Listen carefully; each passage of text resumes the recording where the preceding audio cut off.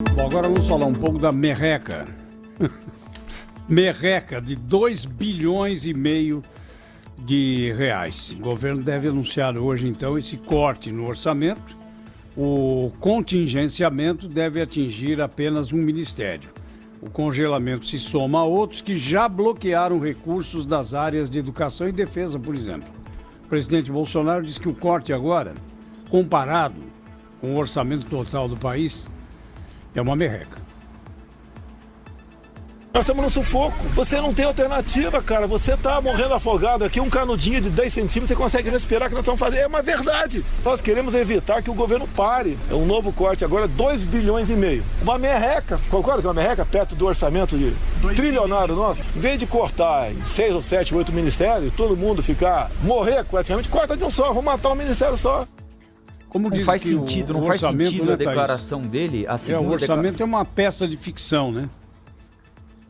Não faz sentido a segunda declaração dele com a primeira, né? Quando ele diz que é uma merreca, 2,5, por que matar só um ministério? Se você faz um corte, não um corte linear, mas um corte que seja o menos violento possível para cada um dos ministérios, ou para a maioria dos ministérios, você dilui o prejuízo entre várias áreas diferentes do governo. Agora, se você vai a só uma área e tira 2 bilhões e meio de reais, para aquela determinada área, essa pode ser uma quantia vital, né? Eu acho que às vezes as declarações do presidente da República carecem de lógica básica, né? Nesse caso, por exemplo, falta lógica básica. Se é pouco dinheiro na comparação com todo o orçamento, por que não distribuir isso entre todos os ministérios? Cada um perde um pouquinho ali, né?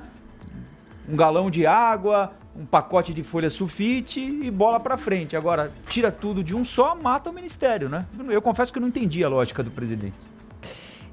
De novo, a gente está fazendo compensação, né? Por que o governo vai ter que cortar, fazer contingenciamento? Já tem 30 bi contingenciado, lembra, né? Então, 2 bi e meio mais 30 bi, mesmo que 2 bi e meio, como diz o presidente, pode parecer uma merreca, nós vamos para 32 bi e meio.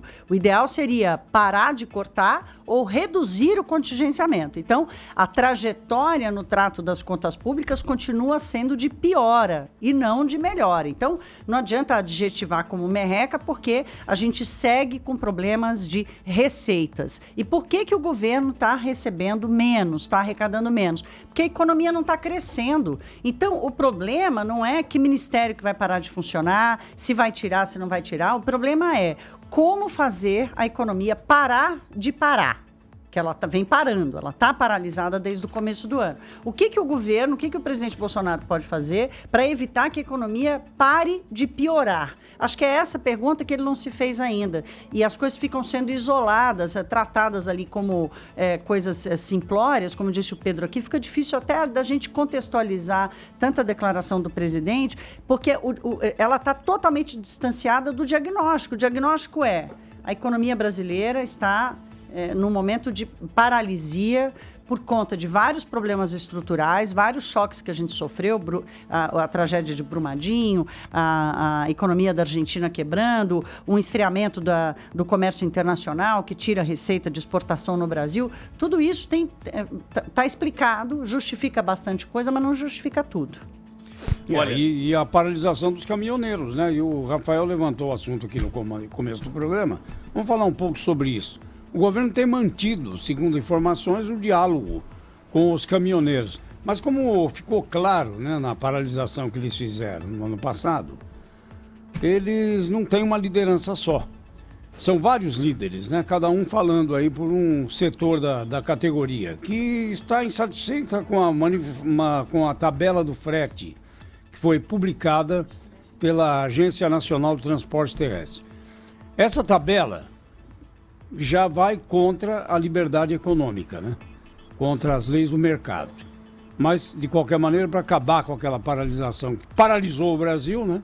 Para usar até um termo redundante, o governo Michel Temer, de joelhos, acabou aceitando todas as imposições que foram feitas pelas lideranças dos caminhoneiros. O texto da NTT estabelece regras, metodologia e pisos mínimos de remuneração por quilômetro rodado. Um áudio supostamente atribuído ao ministro Tarcísio Gomes de Freitas, da Infraestrutura, circula em grupos de caminhoneiros. E o que nesse áudio consta? Fala na possível suspensão da tabela. A gente está querendo resolver a situação, saiu a tabela e ela desagradou a categoria. A gente tem o nosso limite, a gente erra também, nós somos humanos. A gente está admitindo isso com muita humildade e estamos dispostos aí a conversar com a categoria. Então a gente vai tentar suspender aí a vigência dessa tabela por enquanto, até que a gente possa construir com a categoria soluções, né? Procurar construir o consenso, o diálogo. Então nós vamos voltar a dialogar. Então vou tentar tirar essa tabela do ar aí entre segunda e terça-feira para que a gente converse num ambiente de mais tranquilidade. Fica ruim isso aí, né? Parece tirado de contexto, né, essa fala do ministro da Infraestrutura. Agora, a menos que seja um perfeito imitador, a voz é dele mesmo, né? Parece bastante, né?